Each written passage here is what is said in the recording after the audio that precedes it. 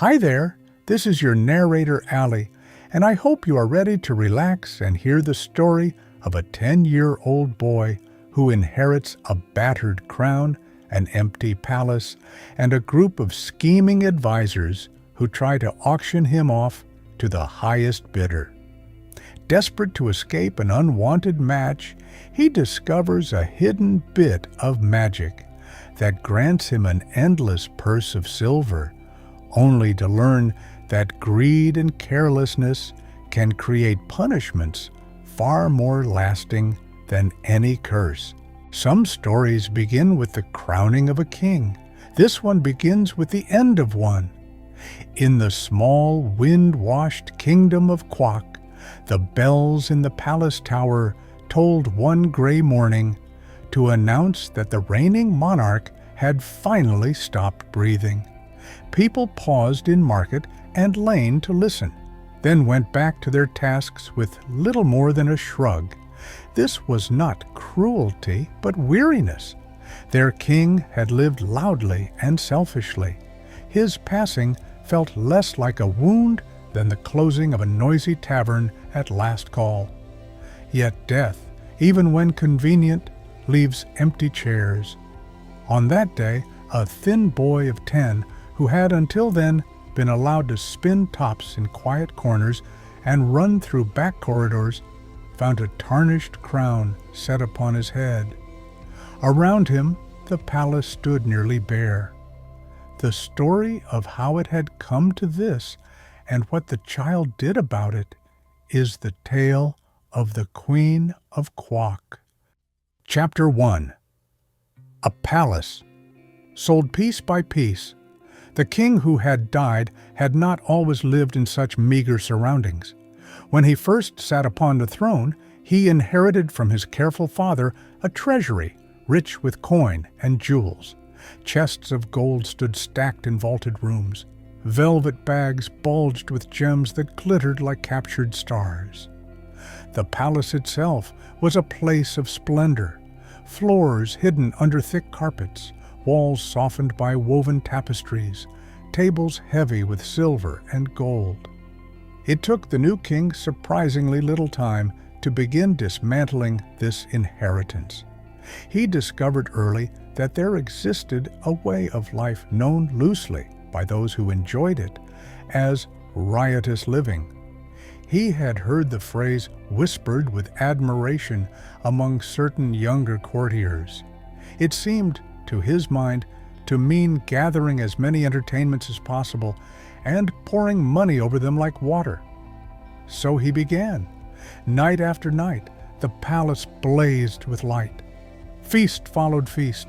Music from foreign lands echoed under the vaulted ceilings. Dancers whirled until dawn. Rich food, rare wines, clever performers. He bought them all. The treasury, which had taken generations to fill, began to empty as quickly as a basin, with the plug pulled. When the last gold pieces slipped from the royal hands, the king's desire for pleasure had not grown smaller. Instead of closing his hand, he opened his subjects' purses. New taxes descended upon farmers and tradesmen. Livestock was sold to pay them. Grain hoarded over winters thinned. Children went without new shoes. The money that scraped the skin of the poor went straight to the palace kitchens and music halls, where it vanished in the smoke of roasted meats and the laughter of courtiers. Soon, even this was not enough. The king turned his eyes inward to the very walls that sheltered him. Carved chairs that had survived wars and weddings were auctioned off. Tapestries that had watched generations of princes grow into rulers were rolled up and carted away. Silver platters and goblets were weighed and priced. Delicate vases, ancient statues, even the painted screens that had once hugged corners, all were sold to merchants from other lands. Last of all went his own wardrobe. Once he had dressed richly with furs and brocades, and robes heavy with embroidery. Piece by piece, these garments went into the hands of dealers until he was left with only one robe, an old piece of ermine, stained and threadbare, its fur eaten in spots by moths. He wrapped it around himself over worn linen as if it could still lend him majesty. There were some things he could not sell. The crown, though stripped of its jewels until the gold circlet looked like a hollow shell, could belong only to the king. The palace walls, by law and tradition, could shelter only the royal household. So when the last portable treasure had been carried away, he found himself living in cavernous, echoing rooms, empty of comfort, with nothing left but a single great mahogany bed with carved posts, a small stool near it on which he sat to pull off his shoes, and that pitiable robe. He had squandered his father's careful store, drained his people, and gutted his home. Still, the appetite for extravagance roared within him, but he had nothing left to feed it. He took to borrowing small coins from his chief counselor, an adviser whose wise words were few, and whose foolish ideas had often been eagerly adopted. With these coins, the king bought simple sandwiches from a vendor outside the palace gates. Such a life could not sustain a man who had once lived in constant excess. One day he lay down upon the great bed, pulled the moth-eaten ermine to his chin, and slipped silently from his kingdom forever. He left behind a child. Chapter 2. A Boy, a Crown, and Hungry Courtiers. The late king's son had grown up largely unnoticed, like a sapling in the shadow of a towering crooked tree. He had spent his days in the courtyards, spinning peg tops, chasing the armorer's cats, and trading whispered jokes with Niana, the armorer's daughter. His meals were simple, his clothes patched. There had been little money to spare on a prince when a king's pleasures demanded so much. Upon his father's death, everything changed in name, if not yet in comfort. Servants who had barely nodded to him before now bowed with stiff respect. The politicians and hangers-on of the court, who had cheered the old king's spending to keep themselves near the source of largesse, gathered nervously to discuss their future. They met in a bare chamber whose walls still carried faint outlines where portraits had once hung. The chief counselor, thin of hair and worried of brow, presided. Each person present had grown used to luxury without labor. None had the slightest desire to take up tools or trade. "What shall we do?" one murmured. "We must consider the welfare of the kingdom," another said piously, meaning in truth their own. The counselor cleared his throat. "Our young king," he began, "has inherited little but a title and an empty palace. But a crown, however stripped, is still a crown. There exist ladies in neighboring lands who possess more wealth than they know how to spend. Many of them would gladly exchange their gold for the right to be called queen, even to a child. If we arrange such a marriage, their riches will pour into our treasury, and we shall be comfortable again." There were nods around the room. It seemed an excellent plan, especially as the boy's feelings did not enter their calculations. Later that day, the chief counselor went out into the courtyard where the new king knelt in the dust, coaxing his peg top into a longer spin. The man smoothed his worn tunic and said, with as much gravity as he could muster, "Your Majesty, we have discovered a means to restore Quok's former splendor." The boy glanced up, curious. "How?" "By arranging your marriage to a lady of great wealth," the counselor replied. The peg top wobbled and fell. "A marriage?" the child exclaimed. "But I am only 10. "You will not remain so," said the counselor. "In any case, the agreement may be made now. The kingdom requires it." The boy thought of his late mother, who had once rocked him to sleep with simple songs. "Could I not marry a mother?" he asked hopefully. "That would be improper," the counselor answered firmly. "A wife is required, not a mother. Besides, such arrangements are not made for comfort, but for the good of the realm." The king frowned. "Could you not marry this rich lady yourself?" he suggested. He flicked his top toward the man's boot and laughed as the counselor skipped aside. "Alas, I am not a king," the older man replied. "Your person is valuable precisely because you have a kingdom. Many women would pay dearly for a coronet." His eyes gleamed as he imagined the coins. "We will send word to neighboring lands that the highest bidder shall become the Queen of Quok." The boy considered this new reality and found it sour. "If I must marry someone," he said slowly, "I would rather it be Niana, the armorer's daughter." The counselor nearly dropped his dignity. "Niana? She has nothing, no estates, no jewels. What good would such a wife do for the treasury?" "She is kind," the boy insisted. "Her teeth are as white as pearls, her eyes as bright as purple stones, and her hair shines like gold in the sun." "Pretty images," the counselor sniffed. "But the kingdom cannot pull coins from smiles and tresses. To use her as a source of wealth, you would need to sell her teeth, her eyes, and all that hair. Would you like her so much bald, blind, and toothless?" The boy shuddered. "No," he admitted. "Then we must choose another," the counselor concluded. "Fear not, we shall find a lady dainty enough and suitable as a playfellow." The young king doubted the man's understanding of play, but he was helpless. The matter moved forward without his consent. Heralds were dispatched in all directions. In Bilkon, Mulgravia, Junkum, and Farmak Veld, notices appeared declaring that the Queen's coronet of Quok awaited the woman whose purse was deepest. Applications flooded in. Some came from widows who had buried several husbands and were determined, this time, to secure a crown along with a companion.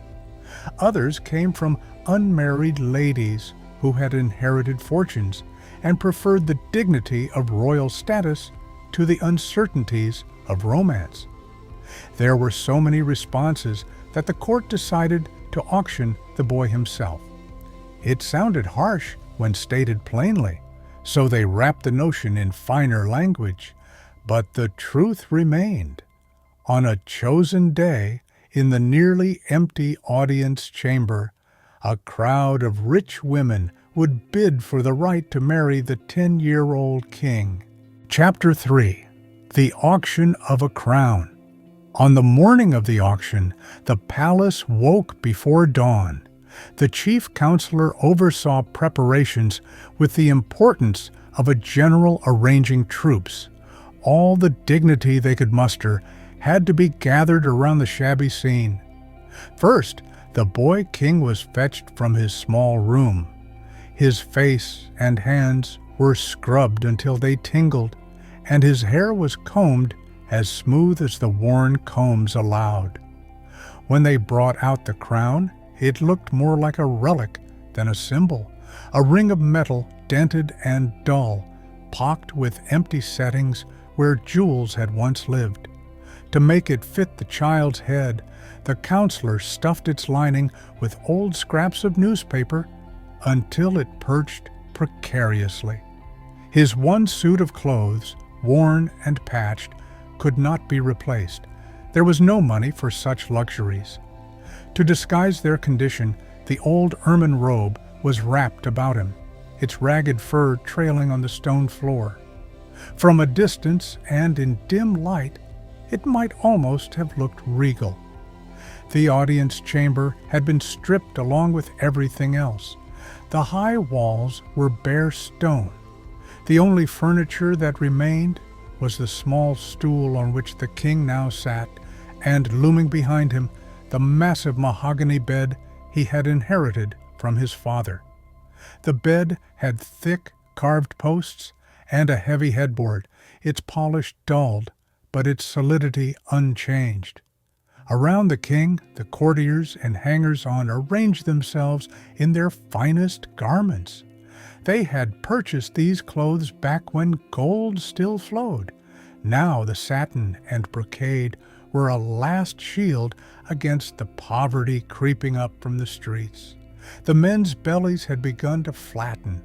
The women's jewels had quietly disappeared from their ears and throats.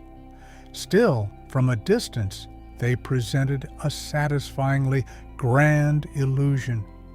At last the great doors were thrown open.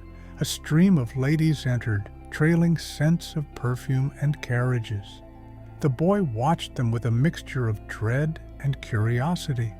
Many wore gowns that shimmered with beading and embroidery. Some were plump, some thin, some stiff as boards, others fidgeting with fans or handkerchiefs. To his young eyes, they all shared two characteristics. They were very old, at least old enough to be his grandmothers, and they were not, in his honest opinion, pleasing to look at. Their faces bore layers of powder and rouge, their hairpieces perched uncertainly, their jewels flashed, but their smiles seemed calculating. After a quick survey, he dropped his gaze and tried to concentrate on the pattern of cracks in the floor. The ladies, on the other hand, barely glanced at him. Their attention swiveled to the chief counselor, who had mounted a low platform at one side. Clearing his throat, he raised his arms. "Noble ladies," he called, "the kingdom of Quok offers today its crown in marriage. Whoever pays the highest price shall be granted the right to wear the queen's coronet and wed our sovereign lord." A plump widow in heavy black clothing squinted. "Where is this coronet?" she demanded. "I see only a battered crown on the child's head." "The queen's coronet is yet to be fashioned," the counselor explained easily. "But whoever wins the bidding shall have the right to commission it at her own expense." The widow nodded, somewhat mollified. "Very well. I shall open the bidding with 14. 14,000, piped up another woman at once, a tall, thin figure whose skin was etched with wrinkles from brow to chin. Her features had the puckered look of an apple left to shrivel in frost. The numbers climbed rapidly. The counselor's voice rose and fell, calling for higher offers. The chamber filled with murmurs, gasps, and the quiet scratch of scribes, recording sums. Some women dropped out early, their wealth insufficient to compete. Others persisted, faces flushed with excitement. The little king sat on his stool and watched the contest with growing unease. Those women whose expressions held some gentleness soon fell silent, unable to match the skyrocketing bids. The thin, frost-faced woman remained in the fray, her eyes bright with determination. Her wig shifted crookedly as she nodded and gestured, but she did not pause. Once her false teeth slipped, making her words a little slippery, and the boy felt a shudder run through him. At last, when the amounts had soared to dizzying heights, the counselor brought down his hand. "The right to marry His Majesty and to bear the title Queen of Quok is hereby awarded to Madame Mary Anne Brodzinski de la Porcus for the sum of $3,900,624.16. A murmur swept the chamber. The sum was enormous. Enough, they whispered, to feed the kingdom for years. Bags and boxes containing the payment were brought forward by Mary Ann's servants and laid at the counselor's feet. He handled them as a starving man might handle bread, his fingers trembling. The child, however, saw only the stiff figure of his future bride advancing. Terror broke free in him. He burst into tears, covering his face with his hands.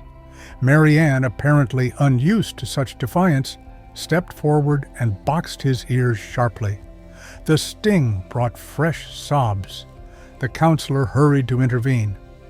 "Madam, restrain yourself, I beg you," he said in a lowered voice.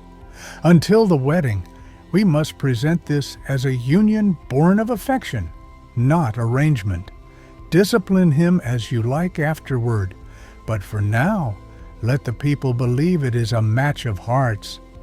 She sniffed, but folded her arms, glaring at the child as though he were a tricky piece of merchandise. That night, the palace was quieter than it had been in many years. No music floated through the halls, no laughter from feasts. In his chamber, the young king lay stiffly on the great bed, the ermine robe pulled up to his chin, eyes wide open. The thought of living his life under Mary Ann's gaze, of having his ears boxed whenever she pleased, made sleep impossible. He thought of Niana, who was about his age and understood games and riverbanks and secret jokes. He thought of the bare halls, of the heavy crown stuffed with old newspaper resting on a shelf. He turned over and over, as if he could tangle his worry into the sheets and leave it behind. At last, as moonlight spilled across the floor like a sheet of milk, his restless hand struck something in the carved headboard. There was a sharp click. Startled, he pushed himself upright. A small panel in the wood had swung open. Within lay a folded packet of papers, bound together like a very thin book. Curious, he pulled it out. On the first page, in blunt, clumsy verse, he read instructions promising help to any king in trouble. He needed only to double the leaf and burn it to obtain his desire. The rhymes were poor, the spelling odd, but hope rose in the boy's chest like a breath of fresh air. "If I am not in trouble now," he whispered, "when shall I be?" Chapter 4. The Slave of the Royal Bedstead. The king tore out the first leaf and tucked the remaining pages back into their hiding place. He closed the panel softly, then set the leaf upon his small stool. Striking a match with hands that shook slightly, he held the flame to the paper. It caught at once, curling and blackening. A thick, unpleasant smoke rose, filling the room with a bitter scent. The boy coughed, waving his hand to clear the air. When the last wisp faded, he blinked at the stool and gasped. A round little man now sat upon it, cross-legged, his arms folded comfortably. He wore an expression of mild tolerance, as though, waking from a nap, he had expected to be shorter. In one hand he held a small black pipe, from which a lazy stream of smoke curled. "Well," the man said, "here I am, as promised." "So you are," replied the boy, still astonished. "But where did you come from?" "From the leaf you burned, naturally," the man answered. "That book was placed in this bed by a sensible king long before your father's time. I am the servant bound to this piece of furniture, summoned only when a monarch truly finds himself in difficulty." His eyes twinkled. "Judging by your expression, you qualify." "I am in dreadful trouble," the child admitted. "They have sold my hand in marriage to a woman much older than my grandmother. She frightens me, and I do not wish to be her husband." "That is easily remedied," said the round man. "You have but to tell her the agreement is broken and return her money. You are the king. Your word becomes law when you speak it with conviction." The boy sank back. "If I return the money, we shall be poorer than ever," he said. "There will be nothing with which to pay the palace staff, to fix leaking roofs, or to buy even simple meals. I do not wish to marry, but I also do not wish my people to starve because of my decision." The man nodded, as though this was the response he had hoped for. "You show more sense than your father," he remarked. "Fortunately, I am not without resources." Reaching into his pocket, he drew out a small leather purse, worn at the edges, but still sturdy. With an easy toss, he sent it into the boy's lap. "Keep this always with you," he instructed. "Whenever you open it and reach inside, you will find a silver piece worth $0.25. Take one, and another will appear in its place. You may draw them out, one at a time, as often as you have need. Used wisely, it will supply your kingdom with steady, modest wealth." The boy turned the purse in his hands, feeling its weight. Hope solidified into certainty. "Then I shall never be forced to sell myself to anyone," he breathed. "I can pay the woman back and still provide for my people." "Exactly," said the servant, relighting his pipe. "I must warn you, however, this is not a bottomless chest of jewels. It will not pour forth rivers of gold for foolish feasts. It provides small, honest coins, sufficient for the sensible needs of a kingdom. If you attempt riotous living again, even quarters will not save you." "I have seen enough of riotous living," the boy replied quietly. "Thank you. You have given me a great gift." "Do not thank me too loudly," the man chuckled. "I belong to the bedstead. It was your ancestors' wisdom that bound me here. Now, if there is nothing else you require, close the panel and let the other pages sleep until needed." The king stood on the bed, reached up, and shut the secret compartment. When he turned back, the stool was empty. Only a faint smell of tobacco lingered. He tucked the purse under his pillow, feeling its reassuring shape. For the first time since the auction, he lay down without dread. Sleep took him quickly. Chapter 5. The Long Reckoning in Quarters. At sunrise, the boy woke with clear purpose. He sent for the chief counselor at once. When the man trudged in, his shoulders sagging, eyes shadowed from a night of uneasy dreams, the king greeted him with unusual firmness. "I have decided," he announced, "that I shall not marry at present. I have come into a private fortune and can support myself and my kingdom without selling my hand. You will therefore return to Madame Mary Ann Brzezinski de la Porcus every coin she paid, and you will proclaim publicly that the wedding is cancelled." The counselor blanched. "Your Majesty," he stammered, "that is impossible." "Impossible?" The boy's brows drew together. "Are you saying you cannot obey your king?" The man gulped. "It is not defiance, sire, but misfortune. The money is gone." The king stared at him, disbelief draining into anger. "Gone? How?" The counselor twisted his hands together. "After the auction, my voice was raw from calling bids. I stopped at a druggist's shop to buy lozenges. In my haste, I left the package of money on the carriage seat. When I returned, it had vanished. The street was empty. Whoever took it was already far away. I summoned the city watch, but they were busy chasing trouble in another quarter, and though they promised to look, I fear the chance of recovering such a sum is slight." A long silence followed. The boy's mind raced. Mary Ann had lost her money and her promised crown through no fault of her own.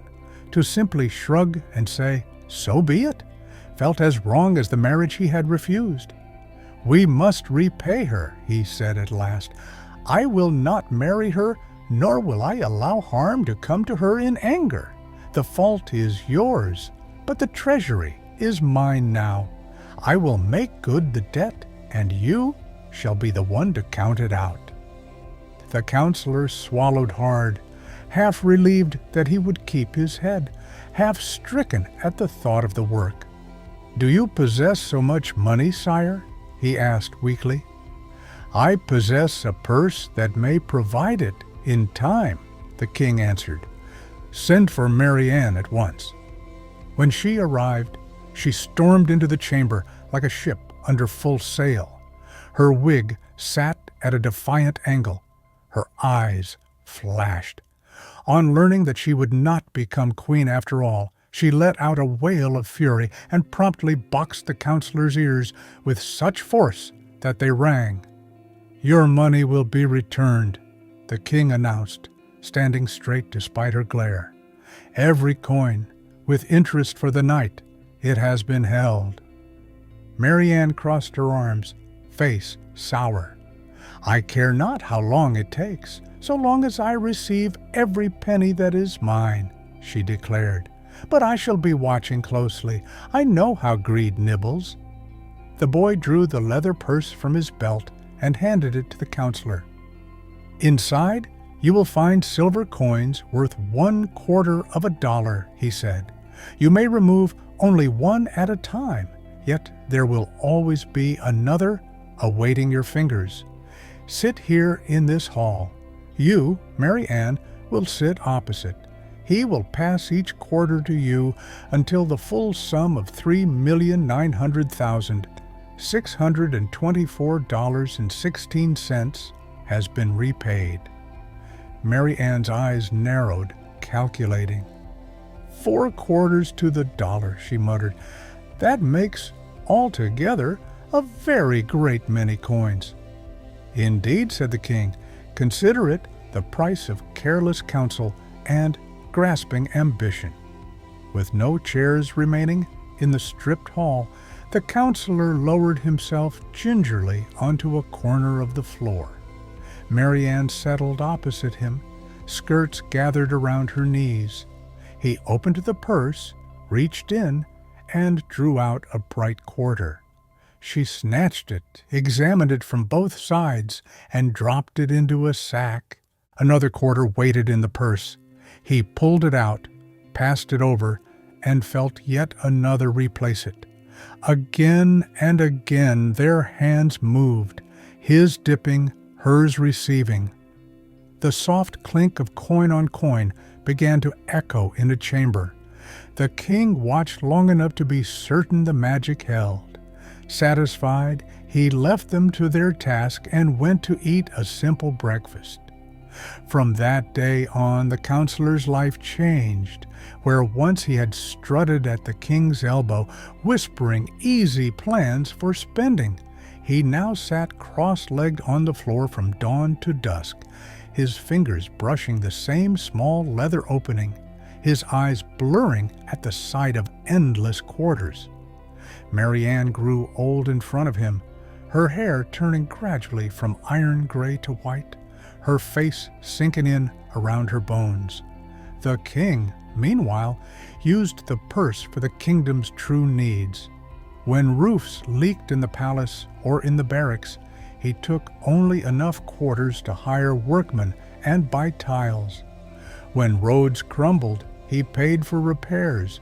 When the harvest failed in a valley, he purchased grain to send there. The purse provided steadily, never lavishly, and because he took only what was needed, it seemed always sufficient. Years slipped by. The boy grew taller, his face losing its childish roundness. He visited Niana as often as his duties allowed. She had grown into a strong, bright young woman, skilled at shaping metal on her father's forge, her hair still shining like hammered gold, her eyes keen.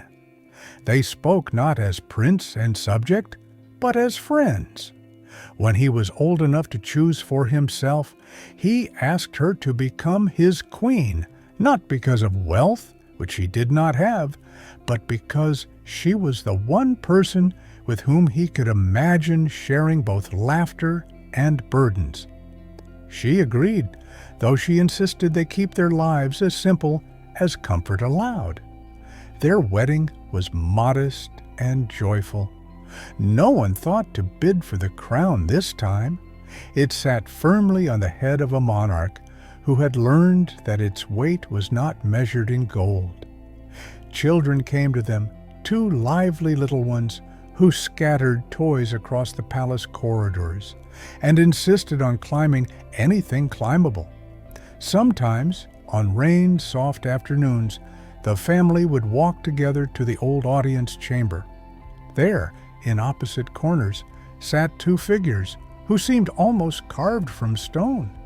The chief counselor's hair had gone white and thin, his back curved like a question mark. His hand still moved steadily into the purse, out with a quarter, across to Mary Ann. She too had withered, her hands knotted, her eyes sharp behind wrinkled lids. A heap of coins rose around her like a silver hedge. "How many have they counted now?" one of the children might whisper. "A great many," the king would answer. "Yet coins counted in quarters take a very long time to add up to millions. They will be at it still for quite some years." "Do they ever complain?" the other child would ask. "They dare not," Niana would reply gently. "They are paying the price of their choices. He was careless with what did not belong to him. She tried to buy something that should never have been for sale. This task reminds them of that every day." The children would watch in fascination as the wrinkled hands moved, then run off to play, the lesson sinking into their hearts more deeply than any sermon. Closing reflection: what the Queen of Quok really cost. So the kingdom of Quok, once bled dry by riotous living, found its balance again through the steadier rhythm of careful coins and honest work. The purse, with its unending stream of quarters, might have been used to repeat the follies of the past, to pour silver into feasts and fireworks. In the hands of a wiser king, it instead became a quiet well from which his people drew security. The boy who had once sat, frightened on a stool in an empty hall, grew into a ruler who understood that crowns should not be sold, that people should not be auctioned, and that wealth gathered by greed often brings more burden than comfort. He married not the highest bidder, but the blacksmith's daughter, whose laughter had always made him feel less alone. Together they built a kingdom where children's games in the courtyard were valued as much as courtly ceremonies. As for the chief counselor and Mary Ann Brodzinski de la Porcus, they became in time almost as much a part of the palace as the stone pillars or the mahogany bed. Their endless counting was both punishment and parable. Each quarter that passed from one hand to the other was a small, shining reminder that actions, whether careless or grasping, carry consequences, sometimes measured not in years, but in the slow, patient clink of coins. The Queen of Quok, in the end, was not the wrinkled woman who tried to buy a title with her millions, but the girl whose worth could not be measured in gold. Niana, the armorer's daughter, whose teeth remained her own, whose eyes never needed plucking for profit, and whose golden hair shone freely in the sun. Her coronet was simple, her laughter rich, and her presence at the king's side proved that true queenship comes not from bidding the highest price, but from being chosen with a heart that has learned at last what truly matters. For more stories that can help you relax, don't forget to like and subscribe.